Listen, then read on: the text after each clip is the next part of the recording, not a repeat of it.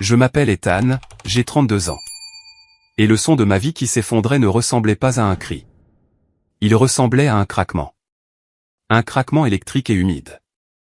Avant de vous raconter comment j'ai fini par acheter la propriété saisie de mes parents et les mettre à la porte, laissez-moi vous ramener au moment où j'ai réalisé que je n'avais pas de famille. J'avais des otages. Avant de commencer, dites-moi dans les commentaires d'où vous regardez. J'adore voir jusqu'où cette histoire voyage. Il était 14 h un mardi. L'air de mon appartement sentait l'ozone et le soda sucré bon marché. Je me tenais à l'entrée de ma chambre, la main figée sur la poignée de porte. Mon frère Lucas, 29 ans, mais perpétuellement bloqué dans un état d'esprit adolescent, se tenait au-dessus de mon bureau. Dans sa main, il tenait une batte de baseball en métal, un souvenir d'un match qu'il avait à peine regardé. Sur mon bureau, la tour de mon PC assemblée sur mesure, une machine pour laquelle j'avais économisé pendant 3 ans, gisait sur le côté. Le panneau en verre trempé était brisé. Une toile d'araignée de fissures obscurcissant les composants coûteux à l'intérieur. Mais ce n'était pas le pire. Du Mountain Dew vert fluo collant dégoulinait de la grille de ventilation supérieure, grésillant en touchant la carte mère. « Oups » dit Lucas. Il n'avait pas l'air désolé. Il avait l'air satisfait. Il a jeté la batte sur mon lit comme s'il venait de frapper un coup de circuit. Ça a glissé. Mes genoux sont devenus faibles. Ce n'était pas juste un ordinateur. À l'intérieur de ce disque dur se trouvait ma thèse de maîtrise en architecture paysagère, 6 mois de nuit blanche, des centaines de dessins KO complexes, les rendus 3D pour le concours Sterling, ma seule chance d'obtenir un emploi avec un vrai salaire, mon seul billet pour sortir de cette pauvreté étouffante. Pourquoi, ai-je murmuré. Ma voix semblait étrangère, comme si elle venait de sous l'eau. Lucas a haussé les épaules, s'essuyant les mains collantes sur son jean. Tu ne voulais pas me conduire au centre commercial. Je t'avais dit que j'avais un rendez-vous avec Chloé. Tu as dit que tu étais occupé. Eh bien, maintenant tu n'es plus occupé. Il a souri, un sourire froid et prédateur que j'avais vu 1000 fois en grandissant. J'ai avancé, mes bottes craquant sur les éclats de verre.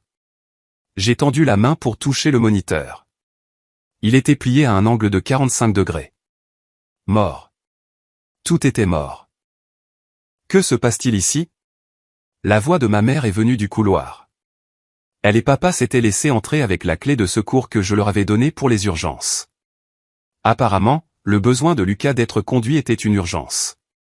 Maman est entrée, a vu le désastre et s'est arrêtée. Elle a regardé l'ordinateur en ruine, puis Lucas, puis moi. J'ai attendu le cri. J'ai attendu qu'elle attrape Lucas par l'oreille. J'ai attendu la justice. Au lieu de cela, elle a soupiré.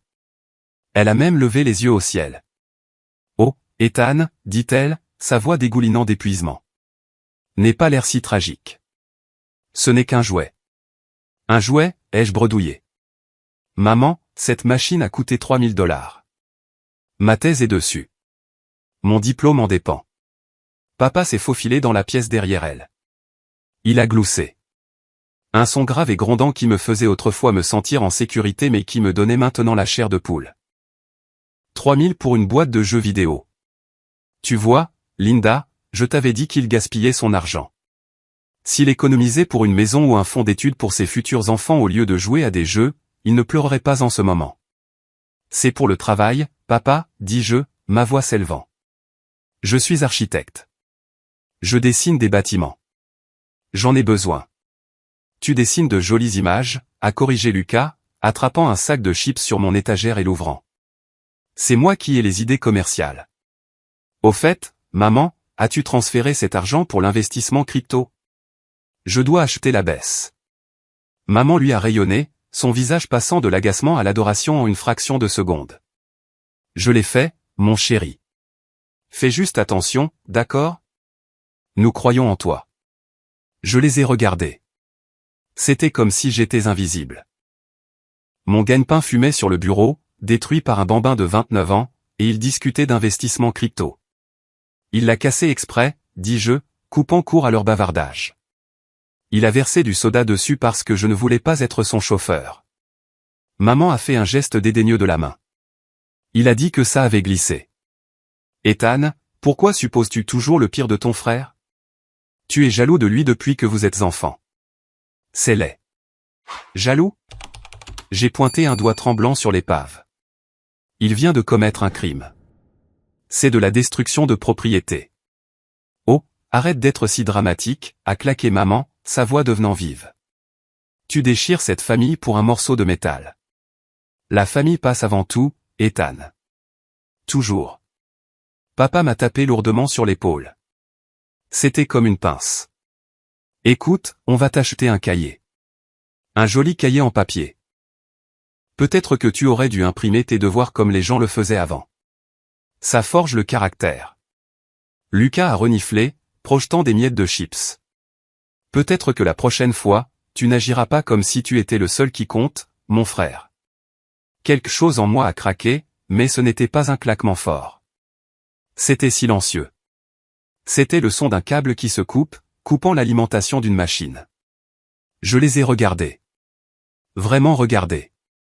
J'ai vu maman serrer son sac à main, les yeux uniquement pour Lucas. J'ai vu papa, gonflé d'ego, refusant de comprendre quoi que ce soit qui n'impliquait pas un travail manuel ou du sport. J'ai vu Lucas sourire d'un air suffisant, sûr de savoir qu'il pourrait brûler ma maison et qu'il me reprocherait d'avoir des rideaux inflammables. J'ai alors réalisé que je n'avais pas de parents. J'avais le fan club de Lucas, et j'étais juste le concierge qu'il gardait pour nettoyer les dégâts. La rage qui bouillait dans ma poitrine s'est soudainement refroidie en glace. Sortez, ai-je dit. La pièce est devenue silencieuse. Pardon? Maman avait l'air offensée. Nous sommes venus te rendre visite. Nous t'avons apporté. Enfin, nous allions t'apporter des lasagnes, mais nous les avons oubliées. Sortez, ai-je répété, ma voix stable, dépourvue d'émotion. Laissez ma clé sur le comptoir. Sortez de mon appartement. Maintenant, tu mets ta mère à la porte, papa s'est avancé, bombant le torse. Pour un ordinateur. Après tout ce que nous avons fait pour toi. Vous n'avez rien fait pour moi, dis-je en le regardant dans les yeux. Vous avez payé la voiture de Lucas. Vous avez payé ses 3 tentatives universitaires ratées. J'ai travaillé 3 emplois pour payer mes frais de scolarité. J'ai construit cet ordinateur avec l'argent que j'ai gagné en faisant la plonge. Et maintenant, il l'a détruit. Si vous ne partez pas dans 30 secondes, j'appelle la police et je porte plainte pour vandalisme. Le sourire de Lucas a vacillé. Tu ne le ferais pas maman, dis-lui qu'il ne le ferait pas, maman a regardé mon visage. Elle y a vu quelque chose qu'elle n'avait pas vu auparavant. Peut-être a-t-elle vu l'étranger que j'étais devenu. Bien, a-t-elle craché. Si tu veux choisir une machine plutôt que ta propre chair et ton propre sang, vas-y. Mais ne t'attends pas à ce que nous venions pleurer quand tu seras seul. Elle a claqué la clé sur le comptoir de la cuisine. Allez, Lucas. Ton frère fait une crise de nerfs. Ils sont sortis en traînant les pieds. Papa a marmonné quelque chose sur une génération ingrate. Lucas m'a jeté un dernier regard furieux, mais il y avait de la peur dedans. Bien. La porte a claqué. Le silence qui a suivi était assourdissant. Je me suis laissé tomber par terre, le dos contre le mur. L'odeur d'électronique brûlée était suffocante. J'ai mis ma tête dans mes mains. Je voulais crier. Je voulais frapper le mur, mais je n'en avais pas l'énergie. Ma thèse était à rendre dans 7 jours. Mon disque de sauvegarde était. Attends. Je me suis mis à genoux en vitesse. J'ai rampé sous le bureau, écartant les câbles collants. J'avais une sécurité. J'avais toujours une sécurité. Une petite clé USB robuste que je gardais attachée avec du velcro sous le cadre du bureau, à l'abri des regards. Mes mains tremblaient alors que je la cherchais. Du plastique. Du plastique frais et dur. Je l'ai arrachée du velcro. Elle était sèche. Dieu merci. Mais alors, en la tenant dans ma paume, j'ai vu autre chose sous le bureau. Un bout de papier froissé. Ce n'était pas à moi. C'était un reçu. Je l'ai lissé. C'était un reçu de prêteur sur gage de Downtown Golden Pond. Daté d'hier. Article, disque dur externe Western Digital 4 Teraoctets. Prêteur, Lucas Miller. Mon sang s'est glacé. Ce n'était pas n'importe quel disque dur. C'était ma sauvegarde principale. Celle que je gardais dans le tiroir. Il n'a pas seulement fracassé mon ordinateur aujourd'hui. Il avait volé ma sauvegarde hier. L'accident n'était pas un accident. Il a cassé le PC pour cacher le fait que le disque de sauvegarde manquait. Il avait besoin d'argent, probablement pour son arnaque crypto ou ses jeux d'argent. Et il a vendu mon travail pour. J'ai regardé le reçu, 40 $. Il a vendu mon avenir pour 40 $. Je suis resté assis là, par terre, tenant le reçu dans une main et la clé USB cachée dans l'autre. Les larmes ont finalement piqué mes yeux, mais ce n'étaient pas des larmes de tristesse. C'étaient des larmes de clarté. D'accord, ai-je murmuré à la pièce vide. Tu veux la guerre? Faisons la guerre. Je n'ai pas dormi cette nuit-là. Je suis resté assis au milieu de l'épave, attendant le retour de mon colocataire, Marcus. Marcus était le frère que j'aurais dû avoir. C'était un développeur back-end, un hacker éthique, et la seule personne qui savait assembler un PC mieux que moi. Quand il est entré à 18 h avec une pizza, il a laissé tomber la boîte. Elle a atterri à l'envers. Il s'en fichait. Putain, Ethan. Il s'est précipité vers moi alors que je ramassais des touches de clavier dans la flaque de soda. On t'a cambriolé? Tu es blessé? Lucas, ai-je simplement dit. Marcus s'est arrêté, son visage s'est assombri. Il connaissait l'histoire. Il savait pour la fois où Lucas avait usurpé mon identité pour s'inscrire à une salle de sport qu'il n'a jamais payée. Il savait pour la fois où maman m'a fait donner mes économies à Lucas pour une urgence médicale qui s'est avérée être un voyage à Cabo. Le disque est-il en vie? A demandé Marcus, s'agenouillant à côté de la tour. Il n'a pas demandé si j'allais bien émotionnellement. Il connaissait la priorité.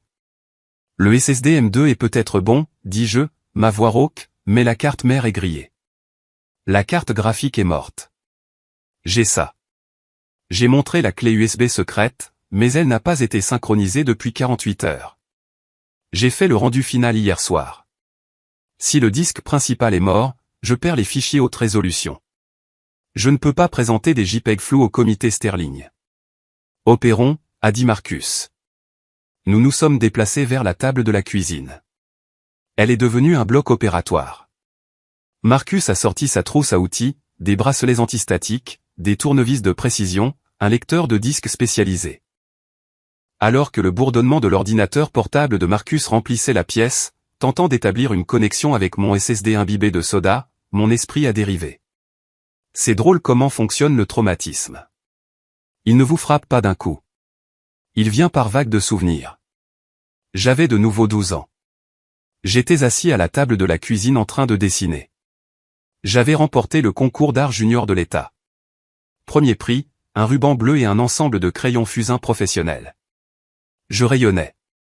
Lucas, alors âgé de 9 ans, est entré. Il a vu le ruban. Il a vu maman me sourire. Il a commencé à hurler, pas à pleurer, à hurler. Il s'est jeté par terre, donnant des coups de pied et se débattant jusqu'à ce que son visage devienne violet. Je veux un ruban. Pourquoi Ethan a-t-il un ruban? C'est moi le spécial. Maman m'a regardé. Son sourire a disparu. Ethan, donne-lui le ruban. Mais je l'ai gagné, dis-je, le serrant contre ma poitrine. Ethan, ne sois pas égoïste. Papa a grogné depuis le canapé.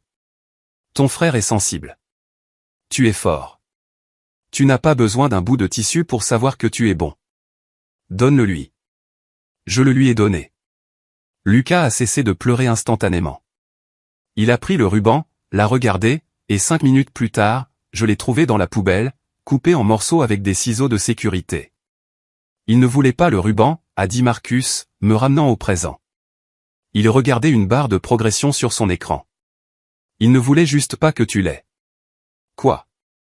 J'ai cligné des yeux. Le disque, a dit Marcus. Je contourne le contrôleur. Il est en train de lire, mais Ethan, regarde les journaux. Je me suis penché. L'écran était rempli de lignes de code. Ici, a pointé Marcus. Journal des événements système. 13 h aujourd'hui. 1 heure avant l'accident. L'utilisateur admin a initié une copie de fichier vers un périphérique USB Kingston. Dossier consulté, document thèse soumission-bas final, document personnel et déclaration-bas impôt, document scan passeport. Mon estomac s'est noué. Je n'étais pas à la maison à 13 h. J'étais en train de faire les courses. Lucas l'était, a dit sombrement Marcus. Il n'a pas seulement fracassé ton ordinateur pour cacher le disque mis en gage. Il s'est connecté d'abord. Il a copié tes données personnelles. Ethan, pourquoi ton frère a-t-il besoin d'un scan de ton passeport? J'ai senti une sueur froide perler sur mon cou. Je ne sais pas, nous devons vérifier ton crédit, a dit Marcus. Tout de suite. J'ai un bon crédit, ai-je argumenté. Je paie mes prêts étudiants. Je suis prudent. Vérifie. Nous nous sommes connectés au site de surveillance du crédit. La roue qui tournait sur l'écran ressemblait à un nœud coulant qui se resserrait. Score, 420. Mauvais. C'est une erreur, ai-je murmuré. C'était 750 le mois dernier. Nous avons fait défiler vers le bas. Dette en cours, 58 000 $. Ma vision s'est brouillée. J'ai attrapé le bord de la table. 58 000 compte 1, prêt sur salaire quick cash, 5 000 $. Statut, défaut. Compte 2, aide étudiante privée plus, 20 000 $. Statut, en retard. Compte 3, financement automobile luxe, 33 000 $.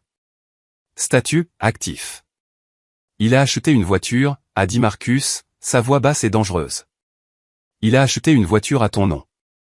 J'ai regardé l'écran. Les dates remontaient à 6 mois. Il y a 6 mois, j'avais rendu visite à mes parents pour Thanksgiving. J'avais laissé mon portefeuille dans ma veste dans le couloir. Lucas a dû prendre des photos de ma carte d'identité, de ma carte de sécurité sociale. Il a volé ma vie, dis-je. Et mes parents. Ils savent, a dit Marcus. Non. J'ai secoué la tête. Ils le gâtent. Mais ils ne le laisseraient pas commettre des crimes contre moi. Ethan. Marcus a tourné son ordinateur portable vers moi. Regarde l'adresse du cosignataire sur le prêt automobile. Cosignataire, Robert Miller. Adresse, 1402 Oak Street. Mon père. Mon père avait cosigné le prêt. Il savait que Lucas utilisait mon nom comme emprunteur principal et il a donné son accord. Papa avait aidé Lucas à me charger d'une dette de 30 000 $ pour que Lucas puisse conduire une. J'ai vérifié les détails du véhicule. Une Dodge Challenger. J'ai eu l'impression que j'allais vomir. Toutes ces fois où papa m'a dit d'économiser de l'argent. Toutes ces fois où maman m'a dit que j'étais trop concentré sur ma carrière.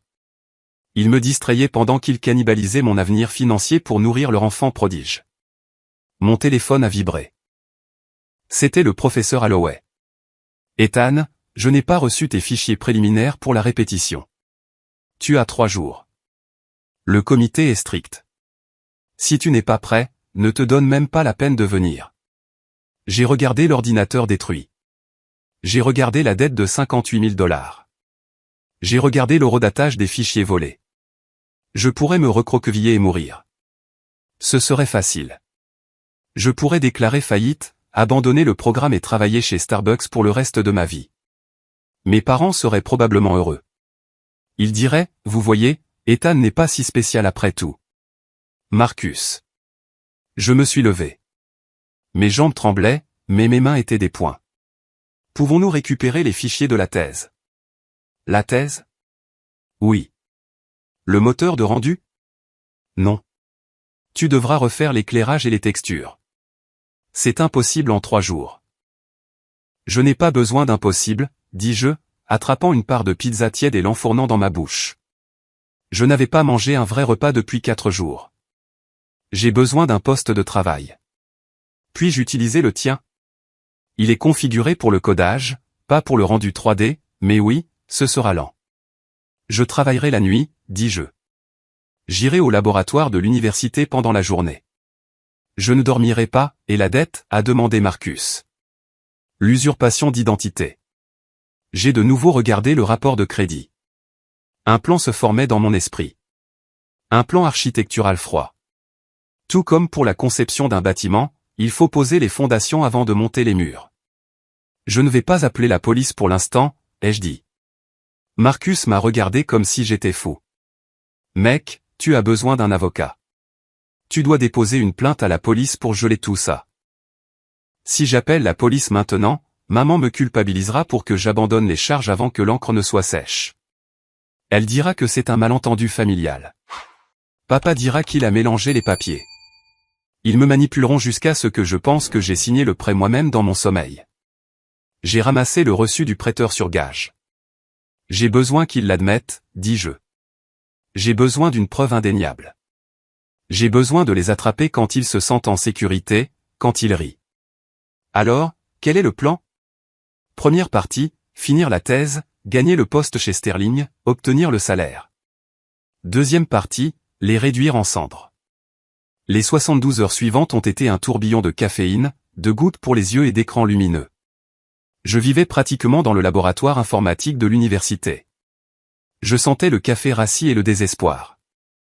Pendant que mes camarades de classe peaufinaient leurs discours, je reconstruisais tout mon projet à partir de zéro. J'ai dû retexturer chaque surface de mon projet d'oasis urbaine, chaque brin d'herbe, chaque reflet dans les vitres. Mais pendant que ma main droite cliquait sur la souris, ma main gauche envoyait des SMS à tante Sarah. Tante Sarah était la sœur cadette de maman, le mouton noir avant que je ne prenne le titre. Elle buvait trop de chardonnay et avait la langue bien pendue, surtout quand elle se plaignait de la vie parfaite de ma mère. Moi, salut, tante Sarah. Question bizarre. Maman a-t-elle mentionné un fonds d'études pour moi? Je remplis des formulaires. Sarah, 20 minutes plus tard, oh, mon chéri. Tu es au courant? J'ai dit à Linda qu'elle devrait te le dire. Mon cœur battait à tout rompre. Moi, me dire quoi? Sarah, ta grand-mère vous a laissé, à toi et à Lucas, 20 000 $ chacun pour vos études à sa mort. Ta mère a dit qu'elle le gérait pour toi. Le gérer? Je n'ai jamais vu un centime. J'ai contracté des prêts étudiants avec 6% d'intérêt pendant que ma mère était assise sur 20 000 $ de mon héritage. Moi, l'a-t-elle dépensé? Sarah, eh bien, tu sais, Lucas a eu ce problème avec le site de jeu l'année dernière et les frais d'avocat pour cette conduite en état d'ivresse. Linda a dit que tu étais intelligent, que tu obtiendrais des bourses. Elle a dit que Lucas avait besoin d'un filet de sécurité. Un filet de sécurité. Ils ont utilisé mon héritage pour payer les avocats de Lucas quand il a conduit en état d'ivresse. Et ils ne me l'ont même pas dit. J'ai fait une capture d'écran des SMS. Preuve numéro 1. Je suis retourné sur le site de design en freelance. Marcus avait trouvé celui dans l'historique de navigation de Lucas. J'ai trouvé le profil Lucas Designer. Il était actif. J'ai parcouru le portfolio. C'était mon portfolio. Mes croquis de première année, mon rendu d'un pont de deuxième année, même un logo que j'avais conçu pour la boulangerie d'un ami. Lucas vendait mon travail comme le sien. Il avait des critiques 4 étoiles. Excellent travail, très rapide, disait un client. Attendez, disait une autre critique récente. Ce design ressemble exactement à un projet présenté dans Architecture Digest le mois dernier. Est-ce original? Lucas a répondu, oui, ils m'ont copié. J'ai ri. Un rire sec et sans humour. Il était si délirant qu'il croyait à ses propres mensonges. J'ai téléchargé tout l'historique du profil. Preuve numéro 2. Puis est venue la partie la plus difficile, la banque. J'ai pris une heure de pause du laboratoire et je me suis rendu à la succursale locale de la banque où se trouvait le prêt automobile luxe. J'ai porté mon meilleur blazer par-dessus mon t-shirt pour avoir l'air professionnel. J'aimerais contester une signature, ai-je dit à la directrice de la succursale, une femme sévère nommée Madame Higgins. Monsieur Miller, en regardant le dossier ici, ce prêt a été notarié, dit-elle en regardant par-dessus ses lunettes. Notarié. J'ai froncé les sourcils. Je n'étais pas là. Il est dit ici, attesté par Linda Miller, notaire public. Ma mère. Ma mère était notaire. Sa commission avait expiré depuis des années, mais elle avait toujours le tampon. Elle avait notarié une signature falsifiée. Ce n'était pas seulement de la fraude. C'était un abus de fonction, un crime. Puis-je avoir une copie de ce document, ai-je demandé, en gardant ma voix stable. Je peux l'imprimer pour vos dossiers. Oui. Quand elle m'a tendu le papier, j'ai regardé la signature. C'était une tentative tremblante de mon autographe. Ça ne ressemblait en rien au mien. Et juste à côté, le tampon, Linda Miller, notaire public. Je suis sorti de la banque avec le papier qui me brûlait la poche. Preuve numéro 3. J'en avais assez pour les envoyer tous en prison. Maman pour fraude notariale. Papa pour complicité de fraude. Lucas pour usurpation d'identité et vol qualifié. Mais j'avais besoin d'une dernière chose. J'avais besoin qu'il confirme le mobile. J'avais besoin de savoir pourquoi il me détestait tant. Le vendredi est arrivé, jour de la soutenance de thèse. Je me tenais dans l'auditorium. Mon costume flottait sur moi car je n'avais pas mangé un vrai repas depuis 4 jours. Mes yeux étaient rouges. Le professeur Holloway était assis au premier rang, les bras croisés. À côté de lui se trouvait M. Sterling, le PDG de Sterling & Partners, l'homme qui pouvait changer ma vie. Commencez, a dit Holloway. Je n'ai pas regardé mes notes. J'ai regardé l'écran où ma vidéo rendue a commencé à jouer. L'oasis urbaine a pris vie. Les arbres se balançaient dans le vent. La lumière du soleil filtrait à travers la verrière. C'était magnifique. C'était mieux que l'original. La rage m'avait donné de la concentration.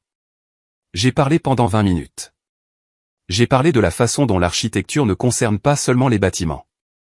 Il s'agit de créer des espaces sûrs, des espaces où les gens ne peuvent pas être blessés, des espaces qui vous protègent. Quand j'ai eu fini, il y a eu un silence.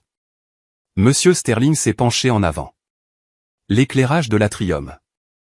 Comment avez-vous atteint cet équilibre? J'ai calculé l'angle solaire pour le solstice d'hiver, ai-je dit. Je voulais que la lumière atteigne les niveaux du sous-sol, pour que personne ne soit laissé dans le noir. Sterling a souri. Impressionnant. La plupart des étudiants se concentrent sur le penthouse. Vous vous êtes concentré sur les fondations. J'ai eu un A et j'ai eu l'offre d'emploi. Commencez lundi, a dit Sterling en me serrant la main. Associé junior. Le salaire commence à 85 000 $ plus les avantages. 85 000 $.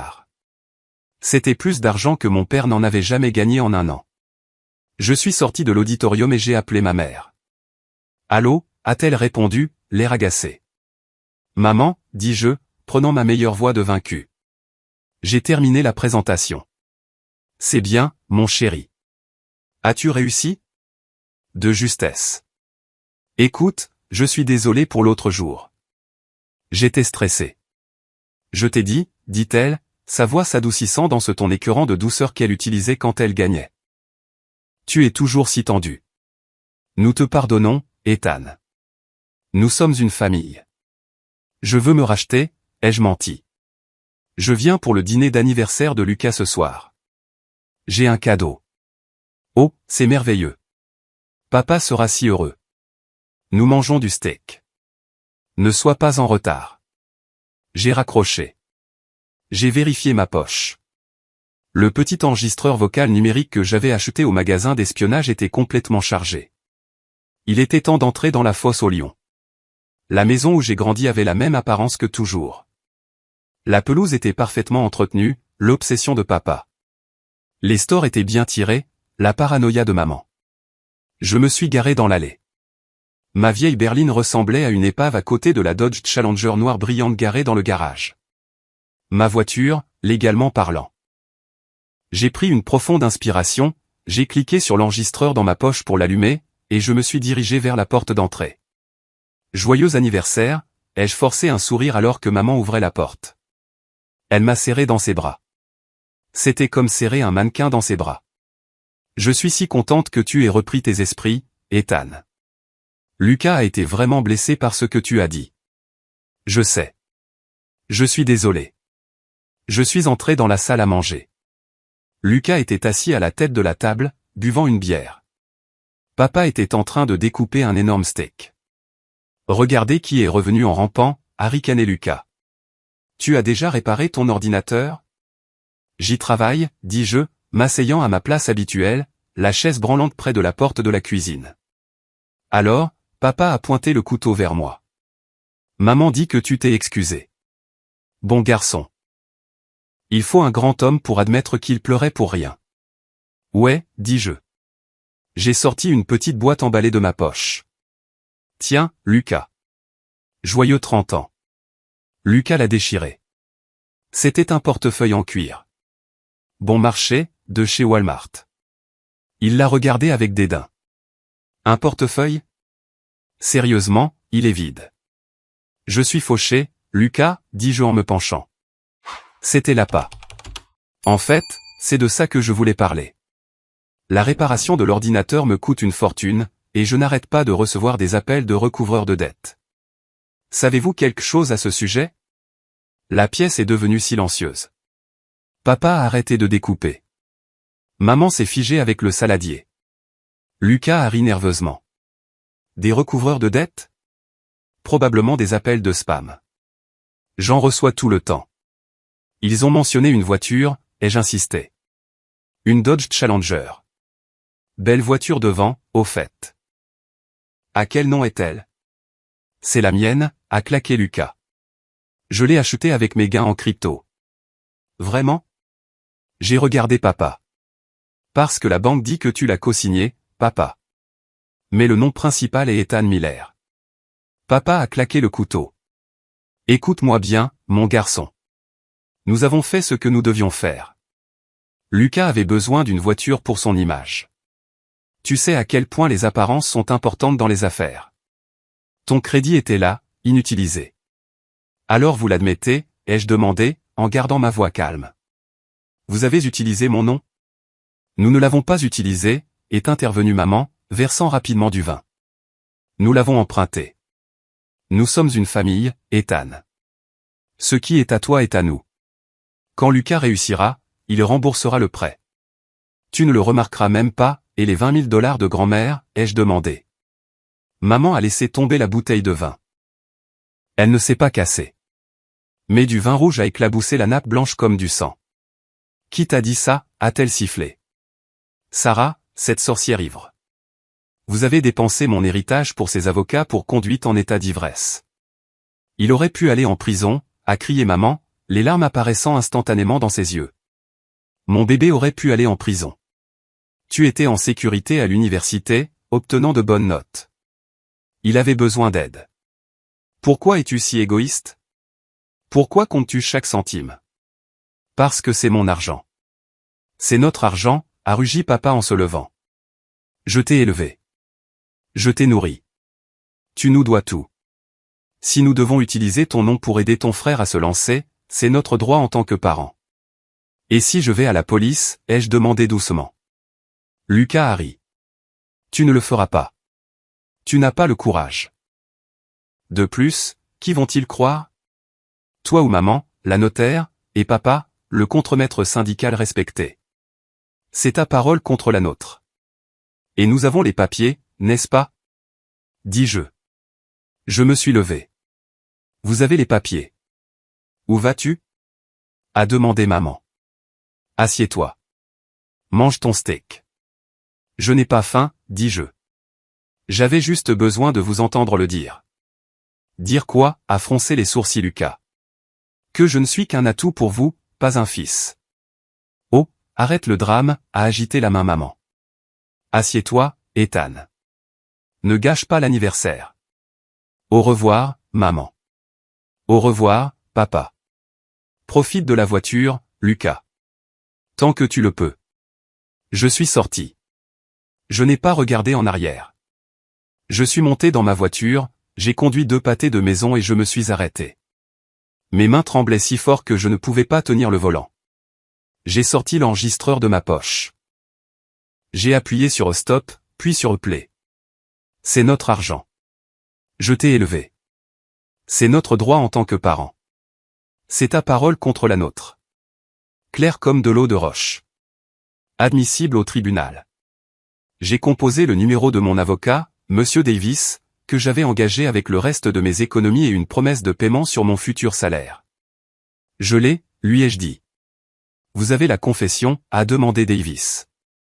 Tout, la fraude, le vol, la coercition. D'accord, a dit Davis. Nous pouvons déposer une plainte à la police demain. Mais Ethan, tu sais, une fois que nous aurons fait ça, il n'y aura pas de retour en arrière. Ce n'est pas juste un procès. C'est une bombe nucléaire. Je sais, dis-je. Mais il y a une dernière chose. Le chalet au bord du lac. Qu'est-ce qu'il y a avec ça? Mon grand-père a laissé un chalet au bord du lac. C'est le seul endroit où je me suis jamais senti heureux. Maman et papa sont inscrits comme exécuteurs testamentaires, mais l'acte de propriété devait être transféré à moi et à Lucas quand j'aurais 25 ans. Ils ne l'ont jamais transféré. J'ai vérifié les registres du comté aujourd'hui. Il est en vente. Offre en attente. Ils le vendent. Ils le vendent pour payer les dettes de jeu de Lucas avant que les usuriers ne lui cassent les jambes. Ils ont falsifié ma signature sur le transfert de l'acte la semaine dernière. Ethan. La voix de Davis a baissé. Si nous intervenons maintenant, nous pouvons bloquer la vente, mais la maison sera dans un enfer successoral. Laissez la vente se faire, dis-je. Quoi?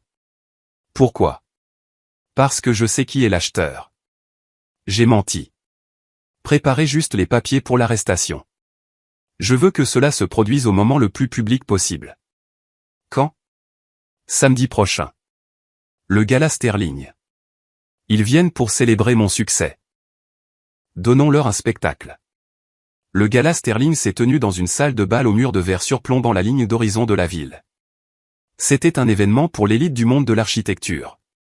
Les flûtes à champagne s'entrechoquaient, le jazz jouait doucement, et des hommes en smoking discutaient de contrats de plusieurs millions de dollars. Je me tenais près de la scène, vêtu d'un nouveau smoking que j'avais acheté à crédit. Mon propre crédit, ou ce qu'il en restait. Maman et papa sont entrés comme s'ils étaient chez eux. Maman portait une robe à paillettes trop serrée. Papa portait un costume de location. Lucas était là aussi, portant des lunettes de soleil à l'intérieur, cherchant quelqu'un de célèbre. Ils m'ont repéré et se sont précipités vers moi. Ethan. A crié maman, attrapant mon bras. Regarde cet endroit. C'est Monsieur Sterling? Présente-nous. Je veux lui parler de l'entreprise de design de Lucas. Plus tard, maman, dis-je en retirant doucement sa main. Et, joli costume, a piqué Lucas sur mon revers. Tu l'as emprunté au placard de l'entreprise. Quelque chose comme ça, ai-je souri. Monsieur Sterling a pris le micro sur la scène.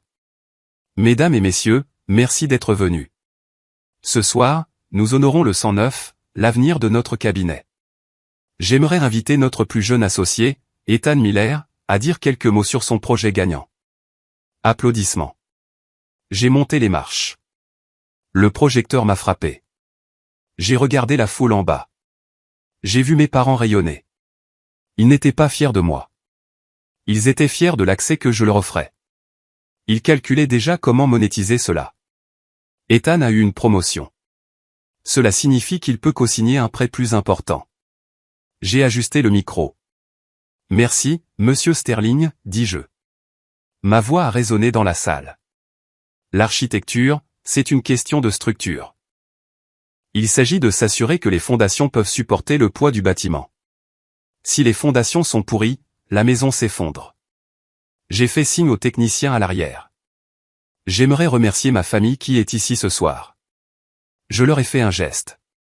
Le projecteur s'est tourné vers maman, papa et Lucas. Ils ont salué, profitant de l'attention.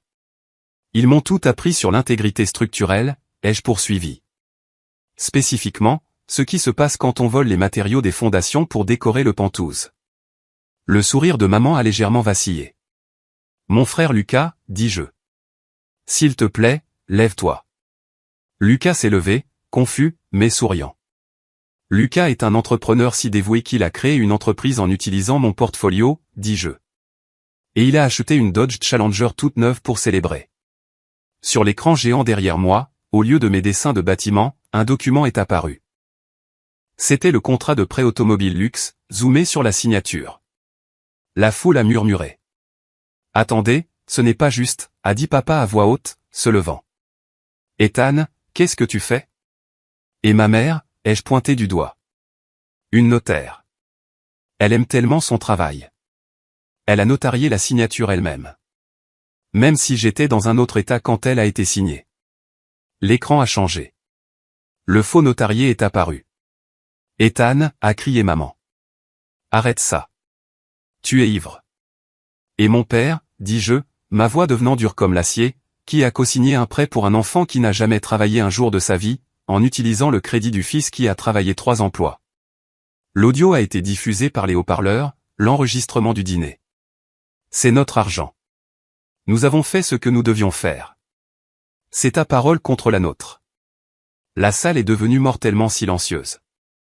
Monsieur Sterling avait l'air choqué. Les serveurs ont cessé de bouger. Vous avez dit que c'était votre parole contre la mienne, ai-je dit au trio stupéfait sous les projecteurs. Alors j'ai décidé d'amener d'autres mots dans la conversation. J'ai regardé vers l'entrée arrière. 2 policiers en uniforme et un détective en costume sont entrés. Lucas les a vus. Il est devenu pâle. Il a pris la fuite. Il a en fait essayé de courir vers la sortie de la cuisine. Attrapez-le, a crié quelqu'un. Les gardes de sécurité ont intercepté Lucas avant qu'il ne fasse 10 pieds. Il s'est débattu, renversant un plateau de champagne. Lâchez-moi. Mon frère est fou. Il ment, a crié Lucas alors que les officiers lui passaient les menottes. Le détective s'est approché de mes parents. Robert Miller, Linda Miller, vous êtes en état d'arrestation pour fraude, falsification et complot en vue de commettre une usurpation d'identité. Non. Maman a attrapé les revers de papa. Nous sommes de bonnes personnes. C'est une erreur. Ethan, dis-leur. Dis-leur que c'est une blague. Elle m'a regardé sur la scène. Ses yeux étaient grands de terreur. Elle ne regardait plus un fils. Elle regardait un juge. Je me suis penché une dernière fois dans le micro. Ce n'est pas une blague, maman. Ce sont des conséquences. Tu m'as toujours dit d'économiser pour l'avenir. Eh bien, j'espère que tu as économisé pour la caution. Papa a essayé de se jeter sur la scène. Traître. Je vais te tuer. Espèce de petit ingrat. L'officier a plaqué papa contre une table, lui passant les menottes. C'était le chaos, des lumières clignotantes, des cris, l'éclatement de l'image de famille parfaite qu'ils avaient tant essayé de maintenir. Monsieur Sterling s'est approché de moi. Je pensais qu'il allait me virer pour avoir causé une scène. Il a posé une main sur mon épaule. Je suis désolé que tu aies dû traverser ça, mon fils. C'était la chose la plus courageuse que j'ai jamais vue. Je les ai regardés traîner Lucas dehors. Il pleurait maintenant, sanglotant comme l'enfant qu'il avait toujours été. Maman, aide-moi.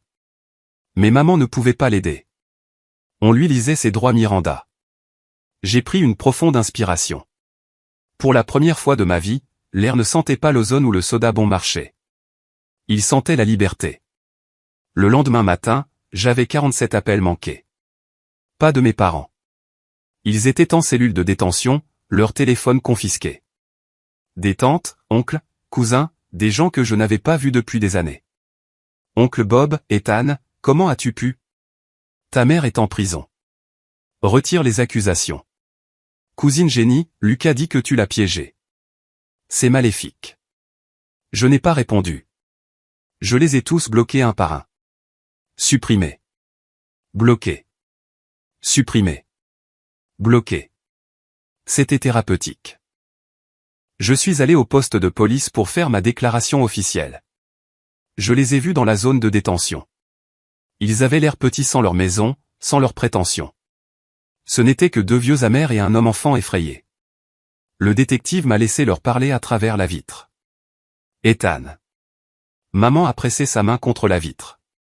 Elle avait l'air d'avoir vieilli de 10 ans en une nuit. Pas de maquillage, les cheveux en désordre, portant une combinaison grise qui la décolorait. S'il te plaît, la caution est fixée à $100 000. Nous n'avons pas ce genre d'argent. Nous allons perdre la maison. Vous avez déjà perdu la maison, dis-je calmement. La banque saisit la maison principale parce que vous avez contracté une 2e hypothèque pour payer les pertes de Lucas en crypto. J'ai vu les papiers dans le dossier de découverte. Nous pouvons arranger ça, a dit papa, sa voix rauque mais tremblante. Il avait l'air vaincu, l'assurance disparue. Dis-leur simplement que tu nous as donné la permission. Dis que c'était un malentendu. Nous te rembourserons. Je le jure. Avec quoi, ai-je demandé. Vous n'avez rien. Vous avez vidé mon fonds d'études. Vous avez ruiné mon crédit. Vous avez volé mon travail. Nous sommes tes parents, a sangloté maman. Ça ne veut rien dire? Ça veut dire que vous étiez censé me protéger, dis-je. Pas me dévorer vivant pour le nourrir. J'ai regardé Lucas. Il était assis dans le coin de la cellule, la tête entre les mains. Il ne voulait même pas me regarder. J'ai un accord, dis-je. Ils ont levé les yeux, l'espoir brillant dans leurs yeux. Je ne m'opposerai pas à un accord de plaidoyer pour une peine plus légère, dis-je. Utilisez un avocat commis d'office. Ne gaspillez pas l'argent que vous n'avez pas pour un avocat privé. Si vous plaidez coupable, vous pourriez obtenir une probation au lieu d'une peine de prison pour les accusations de fraude. Mais Lucas. J'ai regardé mon frère. Lucas va partir.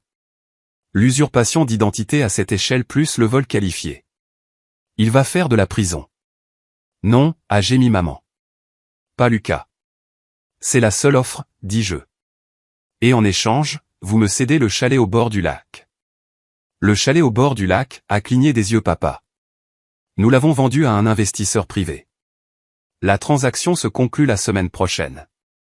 L'investisseur privé est une SARL appelée Phoenix Architecture, dis-je. C'est moi. C'est moi l'acheteur. Ils m'ont regardé fixement. Je l'ai acheté avec la prime de signature de Sterling et un prêt sur mon futur salaire. Vous vendiez l'héritage de grand-père pour payer un bookmaker. Je l'ai racheté. Tu nous as piégés, a murmuré papa. Je vous ai surpassé, ai-je corrigé. Signez le transfert de l'acte confirmant la vente. Plaidez coupable. Et je ne pousserai pas pour une peine maximale pour vous deux.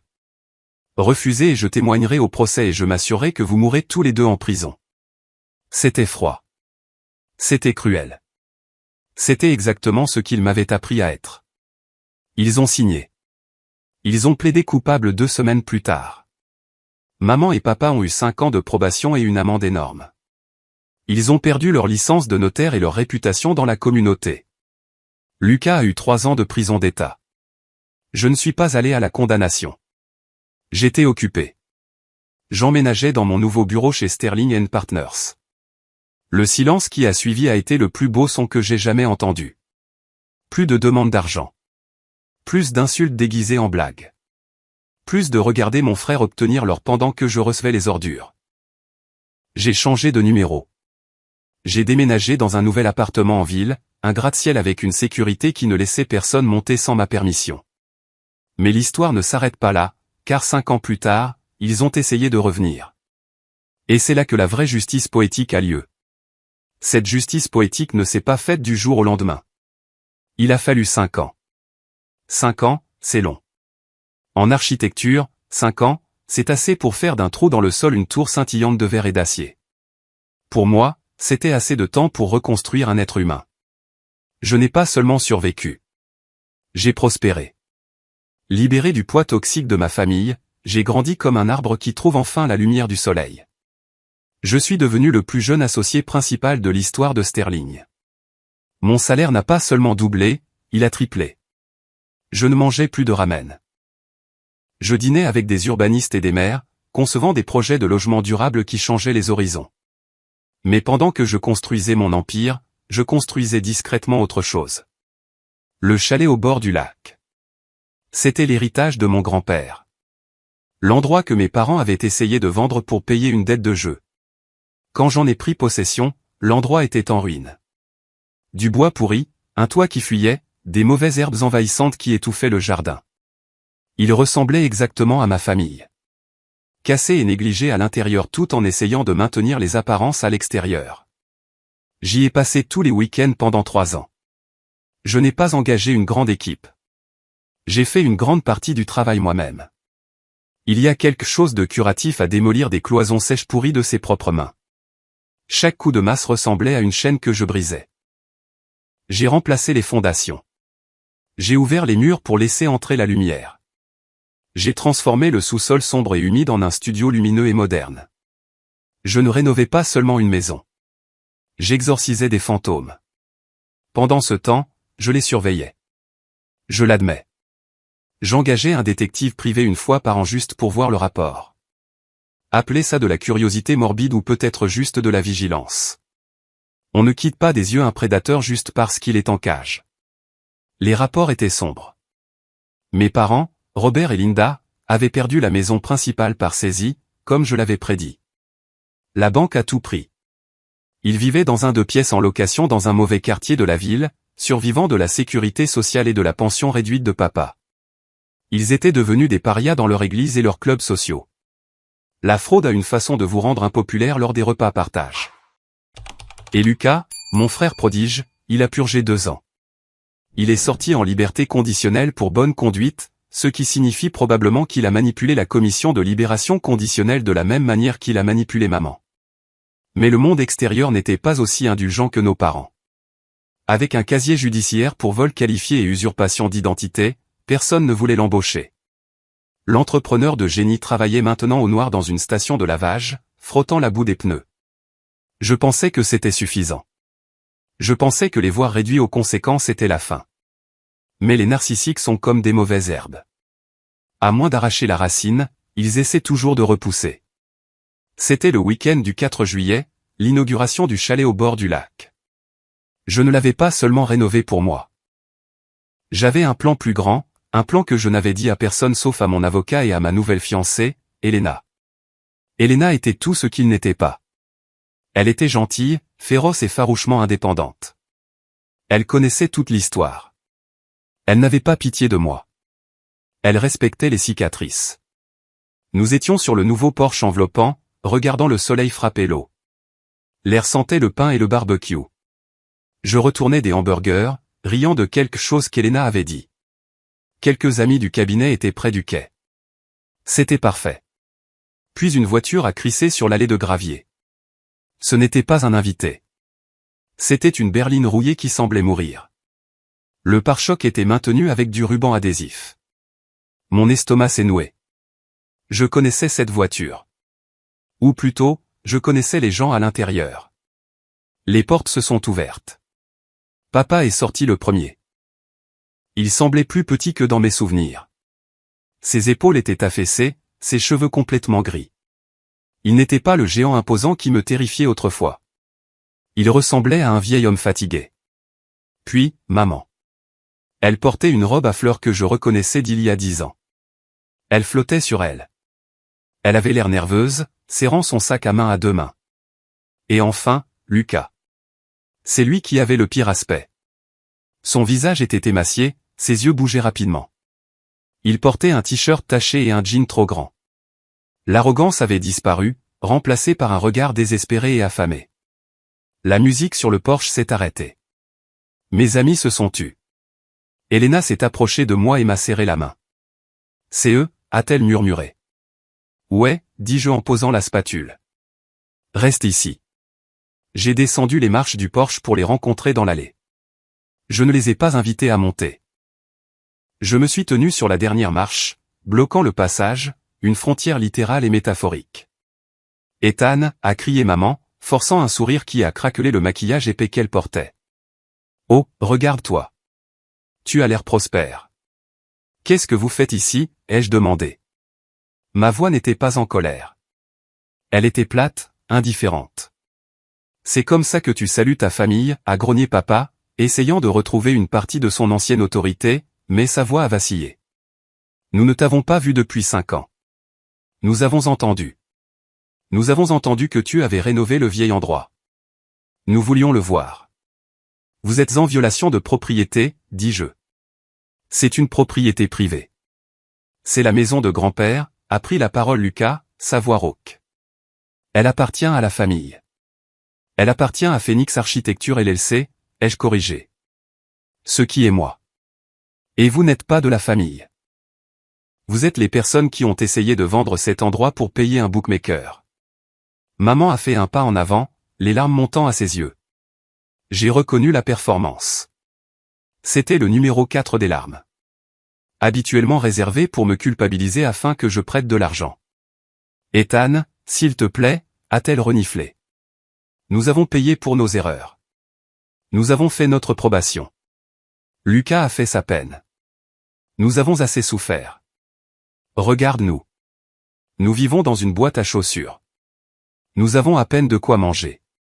Cela ressemble à un problème de budget, dis-je, reprenant les mots que papa me disait quand j'avais besoin d'argent pour des manuels. Nous te pardonnons, a dit papa. J'ai cligné des yeux. Pardon?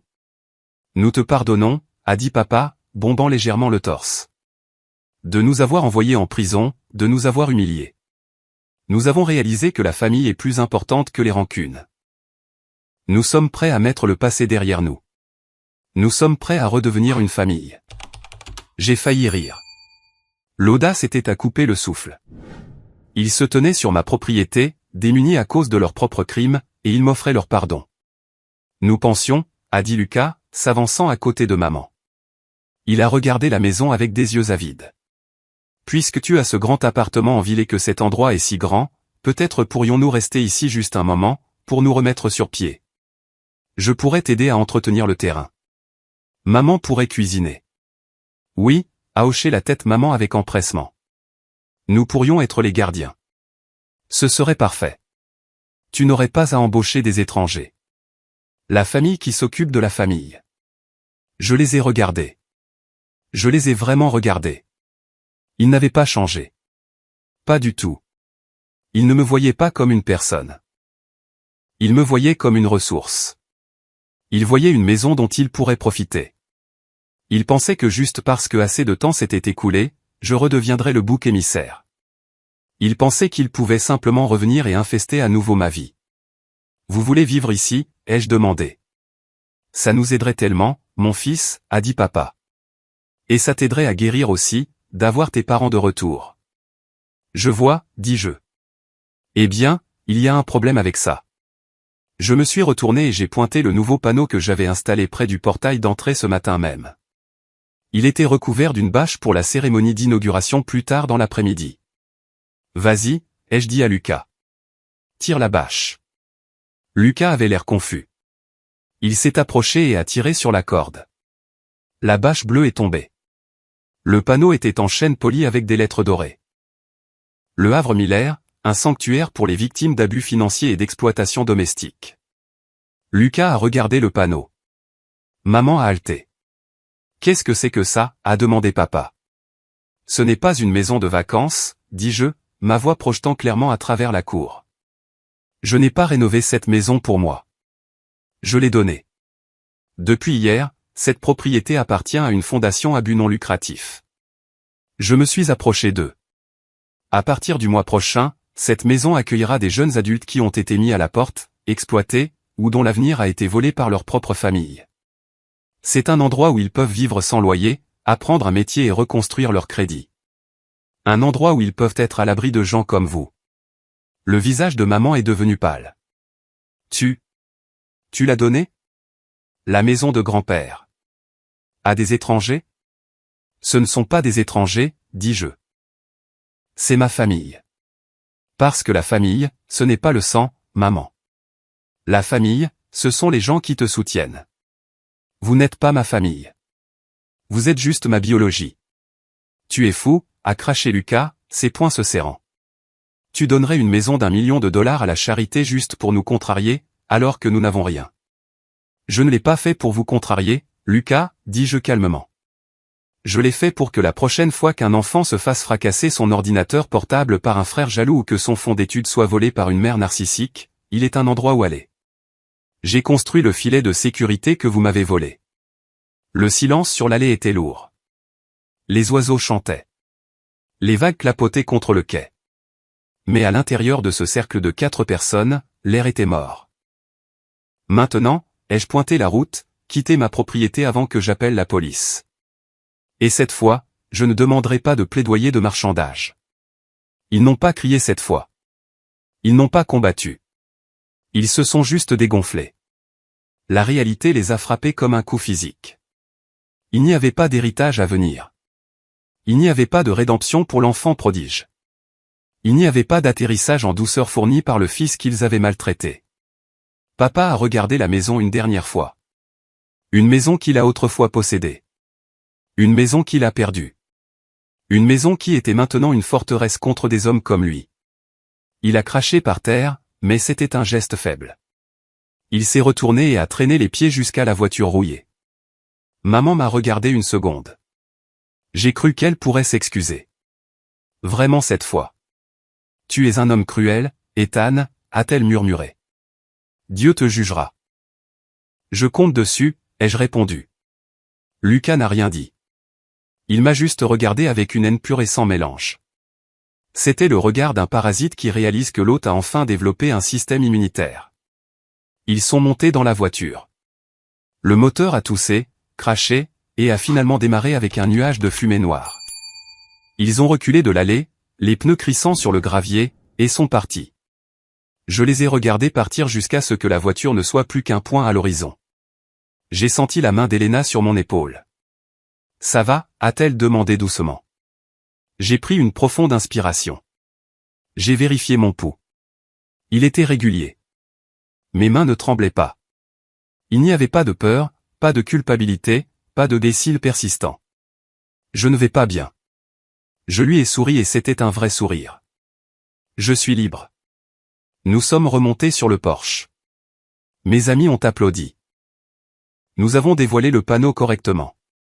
Nous avons fait sauter le champagne. Cette nuit-là, après que tout le monde soit parti, je me suis assis au bout du quai. Mes jambes pendaient au-dessus de l'eau. La lune se reflétait sur le lac, créant un chemin de lumière. J'ai pensé au gamin de 22 ans pleurant sur un ordinateur cassé. J'ai pensé au jour où j'ai eu faim pour pouvoir acheter des matériaux pour mes modèles. J'ai pensé à la terreur pure de me tenir sur cette scène au gala, tout exposant. Ça en valait la peine. Chaque seconde de douleur était les frais de scolarité que j'ai payés pour cette vie. J'ai sorti mon téléphone. J'avais une dernière chose à faire. J'ai ouvert la liste de contacts. Maman, papa, Lucas. Je ne les ai pas seulement bloqués. J'ai entièrement supprimé les numéros.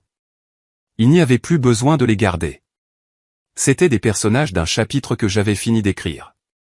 J'ai regardé la maison derrière moi. Les lumières étaient chaudes et accueillantes. Dans quelques semaines, 5 jeunes emménageraient ici. 5 jeunes avec des histoires comme la mienne. Je leur apprendrai le dessin technique. Elena leur apprendrait à équilibrer un chéquier. Nous leur montrerions qu'ils n'étaient pas brisés. Ils étaient juste en construction. Je me suis levé et j'ai épousseté mon pantalon. L'avenir attendait. Et pour la première fois de ma vie, je ne le construisais pas sur du sable. Je le construisais sur du roc. Et voilà mon histoire. Si cette histoire a résonné en vous, veuillez vous abonner et activer les notifications. Partagez-la avec quelqu'un qui a besoin de l'entendre. Et dans les commentaires, dites-moi, avez-vous déjà dû couper les ponts avec une famille toxique pour vous sauver ?